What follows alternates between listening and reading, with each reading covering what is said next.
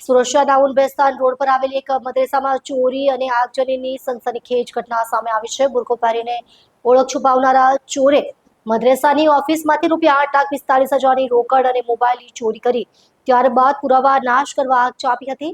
આ ઘટનાએ સમગ્ર વિસ્તારમાં ચકચાર મચાવી છે. મળતી માહિતી મુજબ વહેલી સવારે 3:45 વાગ્યાની આસપાસનો બનાવ છે. મદ્રેસાના સીસીટીવી ફૂટેજમાં એક બુરખાધારી શખ્સ ગેટમાંથી અંદર પ્રવેશતો કેદ થયો હતો. આરોપી સીધો મદ્રેસાની ઓફિસ તરફ વધ્યો અને દરવાજો તોડીને અંદર ઘૂસી ગયો. તેણે તિજોરી અને કબાટને નિશાન બનાવી તિજોરીમાં રાખેલી ₹7,50,000ની રોકડ રકમ અને ટેબલ પર રાખેલા 4 એન્ડ્રોઈડ મોબાઈલ ફોન ચોરી લીધા. આમ કુલ ₹8,45,000નો માલ લઈને આરોપી ફરાર થયો. ચોરી કર્યા બાદ પુરાવા નાશ કરવા માટે આરોપીએ ઓફિસમાં આગ ચાંપી દીધી હતી. આગમાં મહત્વના દસ્તાવેજો, ફર્નિચર અને કોમ્પ્યુટર બળીને ખાખ થઈ ગયા. સદનસીબે મદ્રેસામાં રહેતા અન્ય લોકો સમયસર જાગી ગયા અને આગ ઉપર કાબુ મેળવી લીધો હતો.